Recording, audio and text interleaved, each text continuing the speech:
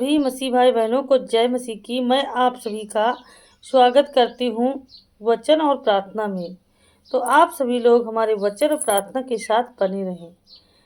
Bible वचन Romeo 12:2 में लिखा है, इस संसार के सदृश ना बनो, परंतु तुम्हारे मन के नए हो जाने से तुम्हारा चाल चलन भी बदलता जाए, जिससे तुम परमेश्वर की भली, मनभावनी और सिद्ध इच्छा को अनुभव से जान सको। बहनों और भाइयों, जब मैं इस वचन को पढ़ती हूँ तो मुझे ऐसा लगता है जैसे प्रभु बहुत कोमल स्वर में हम सबसे कह रहे हैं, दुनिया जैसा मत सोचो। देखिए दुनिया हमें क्या सिखाती है, दिखावा करना, दूसरों से तुलना करना, ईर्ष्या करना और हर बात में अपना फायदा देखना। लेकिन प्रभु हमसे कुछ और चाहते हैं। वे चाहते हैं कि हमारा मन बदले अंदर से। मैं आप सबको यही समझाना चाहती हूँ कि असली बदलाव कपड़ों, शब्दों या दिखावे से नहीं आता। बदलाव हृदय से शुरू होता है। जब हम अपने विचारों को परमेश्वर के वचन से भरते हैं, जब हम प्रार्थना में समय देते हैं, जब हम सही और सच्चे रास्ते को चुनते हैं, भले वह कठिन ही क्यों ना हो, तब धीरे धीरे हमारा मन नया होने लगता है। और जब मन नया होता है तब सब कुछ बदलने लगता है। हमारी सोच बदलती है, हमारे निर्णय बदलते हैं, हमारा व्यवहार बदलता है और धीरे धीरे हमारी पूरी ज़िंदगी बदल जाती है। तब हम केवल सुनकर विश्वास करते हैं, बल्कि जीवन जीकर अनुभव करते हैं कि परमेश्वर की इच्छा कितनी अच्छी, कितनी मनभावनी और कितनी सिद्ध है। मैं आप सबसे कहना चाहती हूँ, हम भीड़ का हिस्सा बनने के लिए नहीं बुलाए गए। हम परमेश्वर की संतान हैं। हमारा जीवन अलग है क्योंकि प्रभु प्रतिदिन हमारे मन को नया कर रहे हैं, और जब मन नया होता है तो जीवन भी नया हो जाता है। हे हमारे प्रेम में स्वर्गीय पिता परमेश्वर, आज हम आपके वचन के सामने नम्र और दीन होकर खड़े हैं। पिता परमेश्वर, हमारी प्रार्थना को स्वीकार करो प्रभु। हम पिता परमेश्वर प्रभु जी आपके वचनों में होकर प्रार्थना करते हैं। हमने कई दुनिया में बातों में अपने मन में जगह दी, लेकिन कोई भी राय आपकी इच्छा से ऊपर रखा और तुलना व चिंता को अपने हृदय में बसने दिया। परंतु आज हम आपसे विनती करते हैं, हमारा मन नया कर दीजिए, हमारा हृदय साफ कीजिए। प्रभु यीशु, जैसे आपने हमें बुलाया है कि हम इस संसार के समान ना बने, वैसे ही हमें सामर्थ्य दीजिए कि हम आपके समान ना समान बन सकें। हमारी सोच को शुद्ध कीजिए, हमारे हृदय को नम्र कीजिए और हमारी आत्मा को आपकी उपस्थिति से भर दीजिए। जहाँ ईर्ष्या है वहाँ प्रेम भर दीजिए, जहाँ भय है वहाँ विश्वास भर दीजिए। मेरे पिता परमेश्वर प्रभु, मैं सत्य पर चलना चाहती हूँ प्रभु। जहाँ पर सत्य चमक उठे वहाँ पर पवित्र आत्मा पधारती है। हमारे अंदर कार्य कीजिए परमेश्वर, हमारे निर्णय को मार्गदर्शन दीजिए प्रभु, और हमारे सारे काम सफल कीजिए। हमारे शब्द आपके प्रेम को प्रकट करते हैं। हमारा जीवन आपकी महिमा के लिए है। हमें ऐसा बना दीजिए परमेश्वर कि हम हर काम तेरे नाम से करें, जो भी अपने जीवन में कदम उठाएं तेरे नाम से उठाएं। हे पिता परमेश्वर प्रभु, जो हमारा मन इधर उधर भटकता है प्रभु, लोगों की बातों पर जाता है, तो जब हम भटकने लगे तो हमें वापस बुला लीजिए प्रभु। जब हम थक जाएं तो अपनी उपस्थिति से हमें नया बल दीजिए। हम चाहते हैं कि आप हमारे साथ हैं प्रभु, आप हमारे साथ हैं प्रभु। अब आप हमारे दाहिने हैं, आप हमारे बाएं हैं, हमारे चारों दिशाओं में आप ही हैं। हम चाहते हैं कि आप हमारे दिन आपके साथ शुरू हों, आपके साथ चलें और आपकी इच्छा में स्थिर रहें।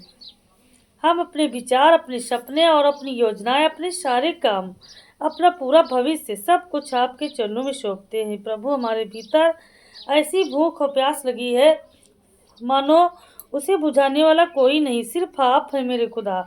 हमारी प्यास को बुझाओ, हमारी भूख को मिटाओ परमेश्वर। हमारे परिवारों में आपका प्रेम बहता रहे। जहाँ टूटन है वहाँ मेल करा दीजिए, जहाँ कठोरता है वहाँ कोमलता ला दीजिए प्रभु यीशु। हमें ऐसा हृदय दीजिए जो क्षमा करना जानता हो, ऐसी आंखें दीजिए जो दूसरों में भलाई देखे। ऐसा पिता परमेश्वर आशीष दीजिए कि हम सेवा करने में कभी पीछे ना हटें परमेश्वर। चाहे जैसा भी इंसान हो उसकी सेवा करें प्रभु। ऐसे पाँव दीजिए सच्चाई के मार्ग पर दृढ़ता से हमेशा बढ़ते चले जाएं। हमारी वाणी को आशीष का साधन बना दे परमेश्वर। मैं मुंह से जो कुछ भी बोलूं परमेश्वर पवित्र हो, प्रभु शुद्ध हो पिता परमेश्वर, और इसी लायक हो पिता परमेश्वर। आप दया कीजिए यीशु, आप महान खुदा है परमेश्वर। हमें आपकी उपस्थिति का मधुर अनुभव कराइए। जब परीक्षाएं आए तो हमें अधिक विश्वास दीजिए, जब अवसर आए तो हमें सही निर्णय दीजिए परमेश्वर। सोचने की बुद्धि दीजिए, सफलता मिले तो नम्र बनाए रखिए। हम चाहते हैं कि हमारा जीवन एक जीवित गवाही है। जो भी हमारे साथ चले वह आपकी शांति को महसूस करे, और जो भी हमारे शब्द सुने वह आपके अनुग्रह को अनुभव करे। प्रभु हमें अपने स्वरूप में ढालते रहिए, हमारे भीतर कार्य करते रहिए। हमें एक दिन प्रतिदिन पिता परमेश्वर नया समय देते रहिए प्रभु जी। प्रभु जो कुछ मैं मांगती रहा हूँ परमेश्वर आप हमें देने वाले हो। प्रभु मांगने से पहले आप हमारे मन की बात जानने वाले हो। प्रभु हमें केवल आपकी शांति की नहीं बल्कि आपके दूसरों के लिए भी शांति की जरूरत चाहती हूँ प्रभु जी। हे पिता परमेश्वर, आज हम अपने पुराने स्वभाव को आपके चरणों में रख देती हूँ। हर गलत सोच, हर कटु वचन, हर एक समस्या, जो कुछ भी हमारे अंदर अधूरापन, विश्वास, सब कुछ आपके हाथों में समर्पित करती हूँ। हम स्वीकार करते हैं कि बिना आपके हम कुछ भी नहीं कर पाएंगे पिता परमेश्वर। जब आप हमारे ऊपर आपका हाथ रहेगा तभी हम कुछ भी कर पाएंगे।